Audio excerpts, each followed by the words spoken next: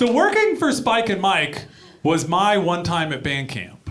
I mean, I had amazing adventures everywhere I went. We lived on a houseboat in Sausalito, California. When we did the San Francisco show, we would go down to Haight Street and get homeless people and bring them back to the houseboat for parties. You know, we had a lot of fun. A lot of beers were drank. A lot of other things were done we don't talk about on a clean album. We had a good time. And then eventually, the craziness went a little bit too far. And I spent the night in jail in Chicago.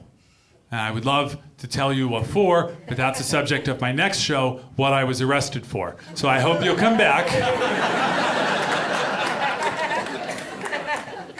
But I got out of jail, and I'd missed my grandparents' 50th wedding anniversary. I got on a plane. I had to be flown to San Diego to transfer to a flight to Seattle, where I was helping take the place of the crew that was there because they were moving up to Vancouver, BC. And wouldn't you know it, that was the day they gave me a free upgrade to first class for all the flying I was doing.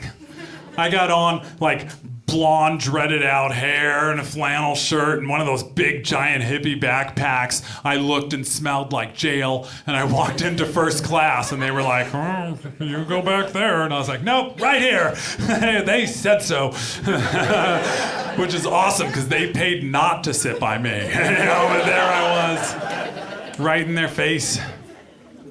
Had a seat. I tell you, I fit in jail more than I fit in first class. You know?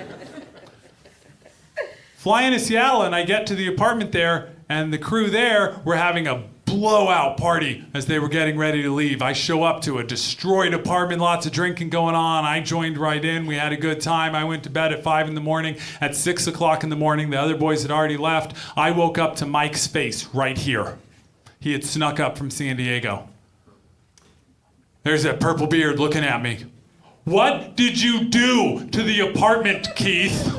Well, I had help, dude. You're cleaning it. Me and Dan and the one other guy left got up. We started putting trash in bags, having to actually stop and throw up in the bag and then put more trash in the bag. We're in horrible shape, but Mike is not going to let us off the hook. He is furious.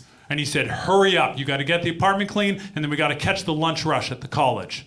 And then he puts us all in our cars, and he drives me personally out to a college, sends the other guys to the other colleges, says, go, get the flyers out, hit the lunch rush.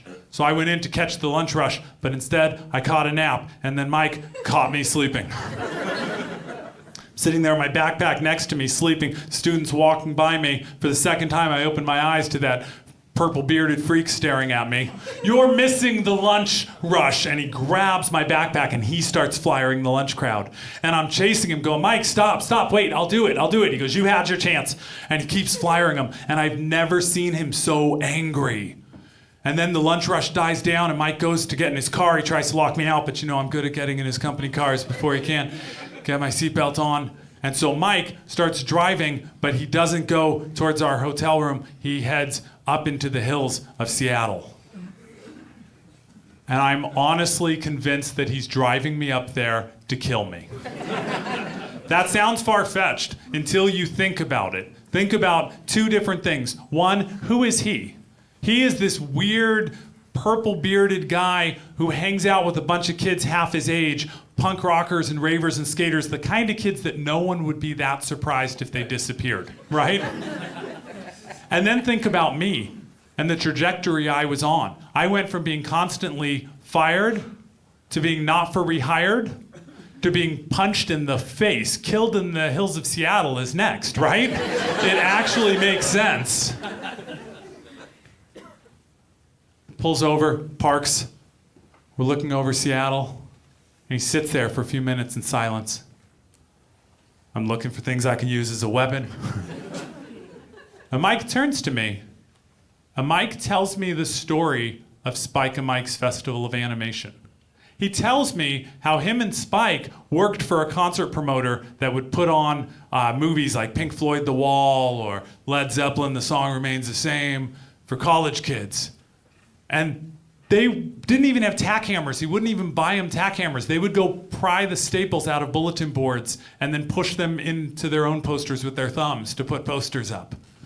And they work for the guy for a few months, and Mike saves up his money and he buys a film a small piece of film of Porky Pig hitting his thumb with a hammer and saying a curse word. Tells the guy, hey, why don't we tag this on before the movie tonight? Guy puts it on, audience loves it. College kids are dying laughing.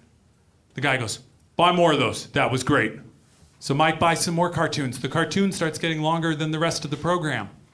Spike and Mike decide they don't need the guy and his Pink Floyd. They can just string together a bunch of cartoons and do their own show. And they needed a job because right around that time they got kicked out of UC Riverside for an illegal screening of the movie Deep Throat.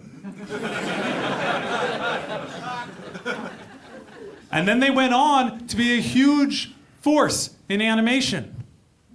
And they launched Mike Judge's career with Beavis and Butthead. They were the first people to buy films from John Lasseter, who went on to make Toy Story and found Pixar. The character Dale Gribble is named after Mike Gribble on King of the Hill. I mean, these are giants in this business. And it started with this wacky dream while working for this concert guy. And he says, Keith, we created magic. And you knew that. You made me let you in.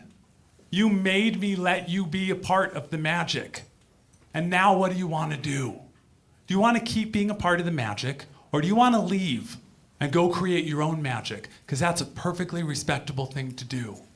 Or do you want to be a piece of garbage who can be satisfied saying, ha ha, I got one over on the magic guy. I slept on the clock when I was being paid by the magic guy. Because if that's what you want to be, well, that's a little confusing to me, but you're welcome to it, Keith. And then he backed the car up and he drove back down the hill. And me and Mike got really close.